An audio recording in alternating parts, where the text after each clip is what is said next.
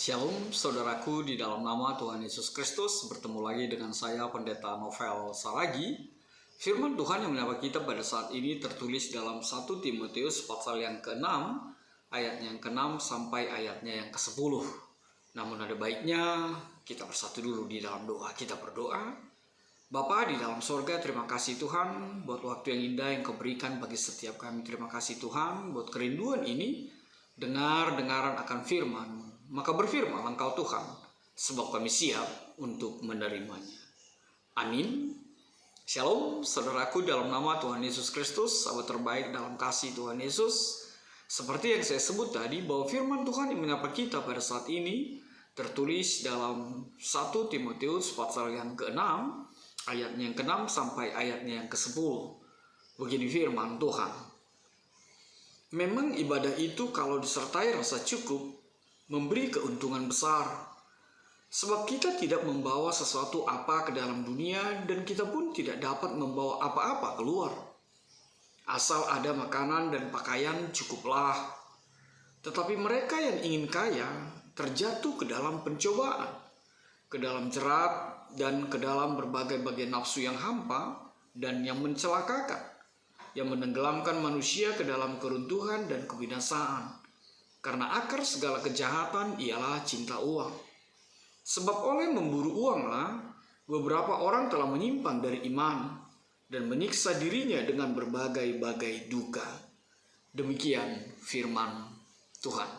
Saudara yang diberkati dalam nama Tuhan Yesus Kristus, Shalom. Ya, firman Tuhan pada saat ini menarik sekali. Kalau kita lihat, kalau kita hubungkan dengan apa yang dikatakan oleh Rasul Paulus di dalam Filipi pasal yang keempat ayat yang ke-11.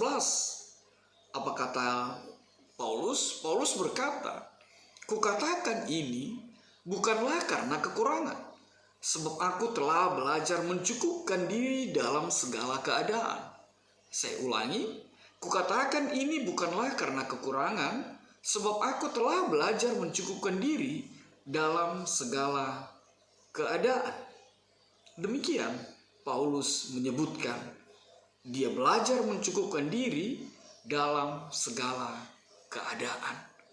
Saudara yang diberkati dalam nama Tuhan Yesus Kristus, memang rasa cukup itulah yang sangat-sangat dibutuhkan. Rasa cukup itulah yang baik yang diajarkan oleh Tuhan Yesus ketika Tuhan Yesus mengajar murid-murid untuk berdoa, mengajar kita berdoa. Ketika firman Tuhan, ketika Tuhan mengajarkan, "Berilah kami pada hari ini makanan kami yang secukupnya," itu tidak lain adalah Tuhan mau mengajar kita untuk rasa cukup di dalam seluruh perjalanan kehidupan kita. Dan ketika firman Tuhan juga mengatakan, "Biarlah kesusahan hari ini untuk hari ini saja," tidak lain sekali lagi mau berbicara tentang cukupkanlah, milikilah rasa cukup itu. Saudaraku dalam nama Tuhan Yesus Kristus, menarik sekali kalau saya memulainya dari ayat yang ke-10b. Apa katanya? Firman Tuhan mengatakan, "Sebab oleh memburu uanglah beberapa orang telah menyimpang dari iman dan menyiksa dirinya dengan berbagai-bagai duka." Saya mau garis bawahi memburu uang.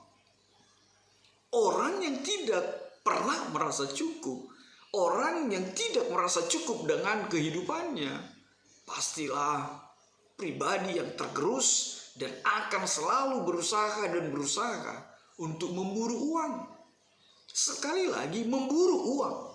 Dan kalau kita kaitkan kepada apa yang dikatakan di dalam firman Tuhan ini tentang cinta uang di ayat yang sebelumnya, karena akar segala kejahatan ialah cinta uang. Orang yang memburu uang dipastikan adalah pribadi yang cinta uang. Namun pasti juga sebaliknya, saudaraku di dalam nama Tuhan Yesus Kristus, sahabat terbaik dalam kasih Yesus. Sebaliknya apa? Orang bisa kaya, orang bisa punya harta benda, tapi belum tentu dia mencintai uangnya. Artinya apa? Kekayaan itu bukanlah segala-galanya bagi dirinya.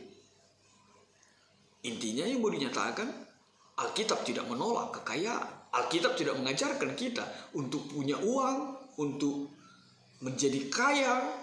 Tapi yang Alkitab ingin cerahkan, ketika kita menjadi pribadi yang cinta uang, sehingga itu menjadikan kita pribadi yang selalu memburu uang di tengah-tengah kehidupan kita. Apa yang dimaksud dengan memburu uang? Tidak lain adalah ketika pribadi yang hanya melakukan sesuatu didasari oleh uang. Lalu yang kedua, ketika setiap pribadi yang hanya berpikir tentang uang di dalam kehidupannya. Lalu yang ketiga, ketika pribadi yang selalu berpikir bagaimana mendatangkan uang di dalam kehidupannya. Intinya selalu uang, uang, uang. Jadi teringat lagu sekolah minggu ya. Apa yang dicari orang? Uang. Apa yang dicari orang? Uang. Pagi, petang, siang, malam. Salahkah mencari uang? Sekali lagi tidak. Firman Tuhan tidak mengatakan kita salah mencari uang. Tapi yang mau dinyatakan adalah, yang mau ditegaskan adalah, yang mau dicerahkan adalah, jangan sampai kita mencintai uang lebih dari segala-galanya, sehingga membuat kita menjadi pribadi yang memburu uang. Saudaraku, sahabat terbaik dalam kasih Yesus, ingatlah uang itu hanya alat. Jangan sampai uang itu menjadi tuan di dalam kehidupan manusia. Jangan sampai uang itu menjadi yang mengendarai kehidupan setiap kita, bahkan orang yang percaya kepada Tuhan Yesus. Memang benar, hanya kesalehanlah yang bisa membuat kita mengendalikan itu semua. Hanya kesalehan dan ibadah yang selalu kepada Tuhan dalam kehidupan kita yang bisa mematahkan untuk mencintai uang dari segala-galanya, bahkan untuk memburu uang dari segala-galanya. Coba bayangkan kalau kita mau berteman semua karena uang. Atau coba bayangkan ketika kita menjadi pelayan-pelayan hamba Tuhan, selalu berpikir tentang uang. Nanti aku melayani, apa uang laundryku, apa uang cuci bajuku. Atau kalau aku mau main organ, mengiringi musik, lalu nanti apa lelahku, bagaimana makan siangku, dan segalanya, dan segalanya. Apalagi kalau berbicara tentang sebuah persahabatan, pertemanan. Bayangkan kalau setiap kita hanya berpikir tentang apa untungku berteman denganmu. Bukankah berbanding lurus orang yang tidak mau dibayarin dengan orang yang tidak mau membayari ketika kita duduk bersama, makan bersama dalam sebuah perjalanan kehidupan kita. Sekali lagi, Paulus mau Timoteus tidak tergerus, tidak terjebak kepada pelayanan yang hanya dilandasi oleh uang dan segala sesuatunya. Bahkan disebut dengan mamon, sesuatu yang mungkin menggerogoti kehidupan kita. Dan hampir 4 kali kata uang, kata mamon ini muncul di dalam kitab Efesus, muncul di dalam pelayanan Timoteus. Karena adanya ajaran-ajaran sesat, karena adanya ajaran-ajaran yang mengatakan bahwa segala sesuatunya harus diukur dari materi, harus diukur dari apa yang mau kita dapatkan, apa yang bisa menguntungkan diri kita, apa yang bisa memuaskan diri kita. Padahal beribadah, padahal ikut Tuhan, bukan bicara tentang kepuasan pribadi. Tapi adakah hidupmu berarti bagi Tuhan? Tapi adakah kepuasan di dalam Tuhan itu engkau dapatkan, engkau nikmati dalam kehidupanmu? Itu sebabnya Paulus tidak mau Timoteus terjebak kepada aliran-aliran atau ajaran-ajaran sesat pada saat itu. Betul sekali lagi, uang dibutuhkan. Betul sekali lagi, pakaian, makanan dibutuhkan di dalam kehidupan kita. Dan itu sangat-sangat manusiawi. Tapi Paulus punya alasan yang luar biasa. Apa alasannya? Sama seperti apa yang dikatakan oleh Ayub. Aku lahir ke bumi ini, telanjang, aku juga pergi akan dengan telanjang. Tidak ada yang kubawa, semua akan tinggal. Lihatlah apa yang dikatakan oleh ayat yang ke-7 itu. Sebab kita tidak membawa sesuatu apa ke dalam dunia, dan kita pun tidak dapat membawa apa-apa keluar. Bukankah itu sesuatu penegasan dari seorang Paulus agar kita tidak mencari uang dan keuntungan-keuntungan yang bersifat duniawi dalam kehidupan kita? Alasannya, toh kita tidak membawa sesuatu ketika kita hadir, ketika kita lahir di dunia ini. Dan kita pulang juga, hanya mungkin kain kafan, hanya mungkin yang melekat di dalam diri kita, dan itu tidak berarti apa-apa. It's for nothing. Tidak ada artinya. Maka sekali lagi saudaraku, dalam nama Tuhan Yesus Kristus, Tuhan bukan tidak mau kita menjadi kaya, kita punya harta.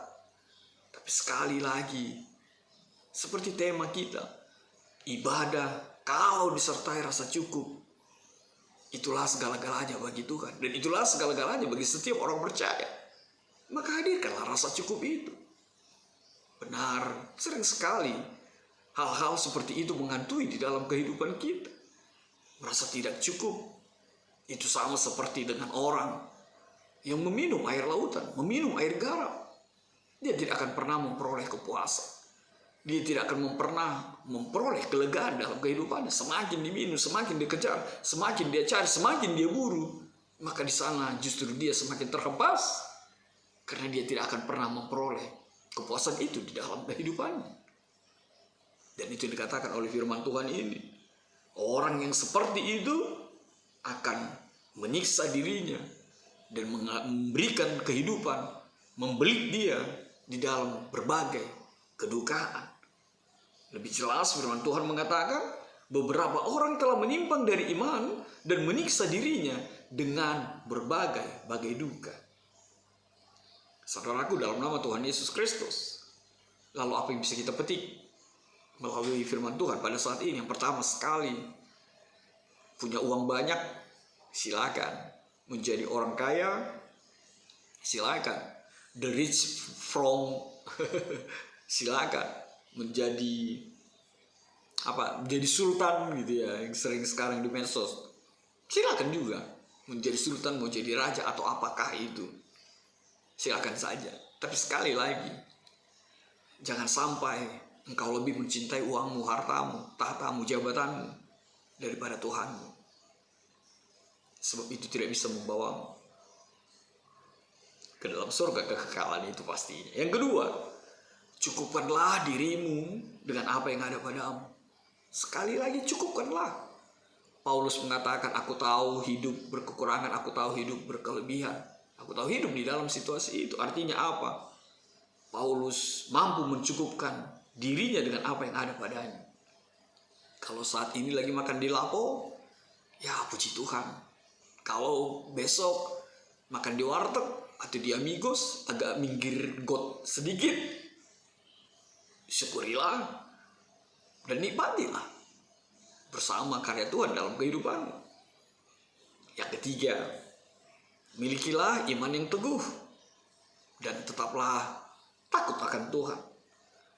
Sebab hanya iman di dalam pribadi kesalehan itulah yang bisa membentengi kita dari setiap godaan untuk memburu uang, cinta uang dalam kehidupan kita.